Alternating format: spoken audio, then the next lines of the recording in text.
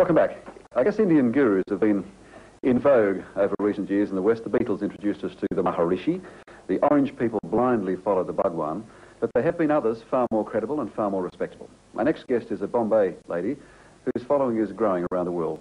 She says that you have the power to deal positively with every problem, from con men to cancer.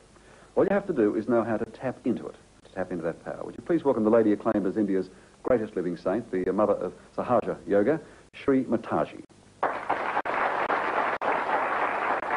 Welcome. I know it's welcome to Australia. I know that it's very difficult for anyone to sum up one's religion, but is it possible to say what is Sahaja Yoga? Sahaja. Saha means with, Ja is born with you. This is born with you. Within us is the power which can give us the status of a spirit. We are not yet the spirit. We are at a human level, and in the evolutionary process we have to now have the breakthrough to become the spirit. That's very essential and is absolutely eventually the all possible natural thing that has to happen. It should happen to all of us, and the time has come for you to get to that position where you become the spirit. All the religions have talked about it and told about it. But people have gone wrong in believing that artificially, if you say that you are baptized, or you have become a Brahmin, or you have become a Peer, that you have become the spirit. It's not that. It's a happening that has to take place within ourselves, which is a living process, absolutely living process of the living divine force within ourselves. How does this, we've heard of lots of yogas, how does this differ from other Indian yogas? Other yogas were practiced mostly after getting realization, but as it has come from some half-baked people, it is in a very funny way that people follow it as if they have to take all the medicines together, and they don't know any discrimination about it. Unless and until you make this force rise within you, you will not know what type of attention is needed and what type of physical exercise is needed. Indiscriminately, people do physical exercises getting into troubles. Now you speak of the force. Is it possible to say where does this force emanate from? This force is a residual power in our triangular bone called a sacrum. Sacrum. Sacrum. Okay. Now the sacrum is what comes from Greece, and that means Greek people knew this was a sacred bone.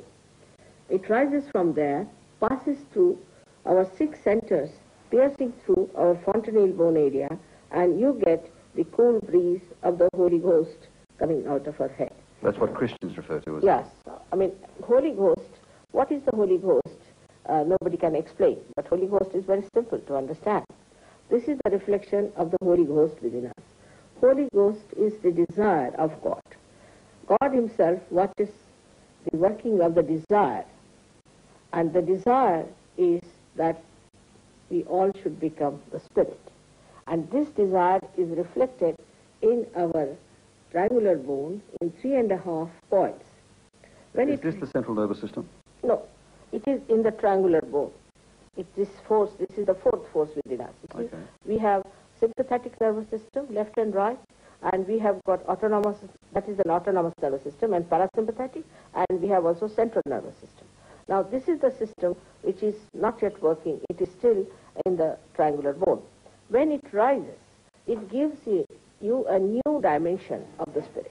It means the light of the spirit comes in our attention. In that case, what happens is very simple to understand, that at human level, we are not in the absolute state. Not in the absolute state. That's why there's a chaos. Supposing I'm holding a snake in my hand, you see, and there's no light. Somebody tells me that there's a snake, I will not throw it away.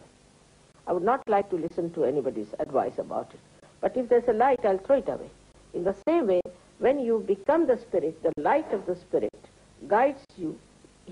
You become your own master. You become your own guru. You don't have to have any guru for that. This piercing of the fontanelle bone by the Kundalini gives you the power of the spirit. But we'll demonstrate it later, or at least we'll give you a chance to demonstrate later, but But you're talking about a physical power, a spirit that comes out of the top of your head. No, it's an energy.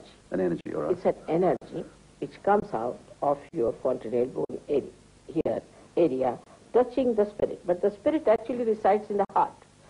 But the main seat of the heart is here in the fontanelle bone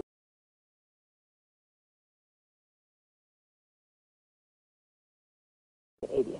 And it pierces through. When it pierces through, actually it should pierce. It's not just I say I baptize you. It's not like that.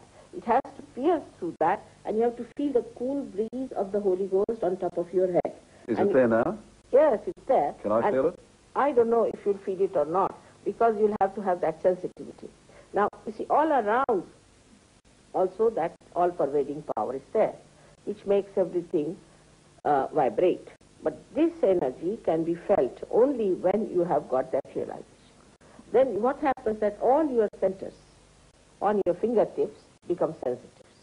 And you can feel, this is written in the Quran, that your hands will speak when you will get to your resurrection. Yes. This is the resurrection. But Mataji, you must know, you must realize, I mentioned the Maharishi and I mentioned the Bhagwan and so on.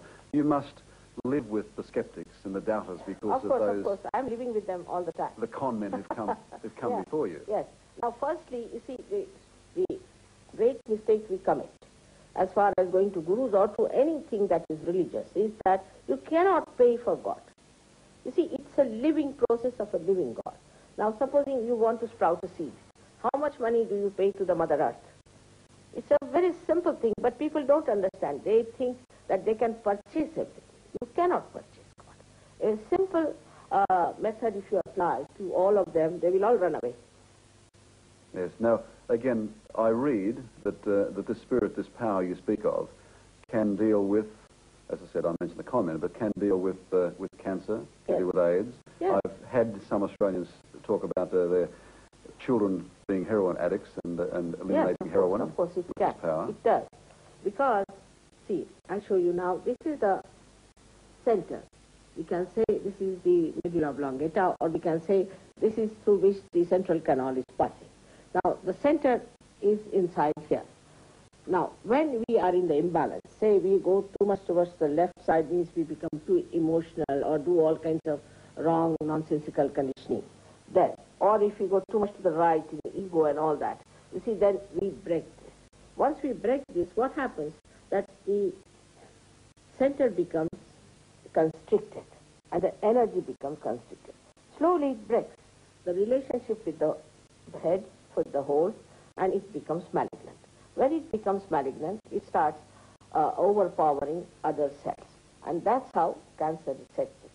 Now, when the Kundalini rises, what she does, she enlightens this center. Yeah, first of all. She brings it back normal, and then she goes up there, pierces through, by which she does one great thing, is to make you in contact with the all-pervading power. And once that power starts flowing through you, you don't have to worry. You become absolutely peaceful. All your troubles are over. Practically, most of the troubles can be over once you are a spirit. All right. Well, it's very difficult to understand and understand it cold as I'm doing now. You've offered to give a demonstration with our audience. Yes, I think I'll try, but Would you it's like? a very short time, and they are all in a hurry, I think, to catch the buses or something. No, they've got tons of time. All right.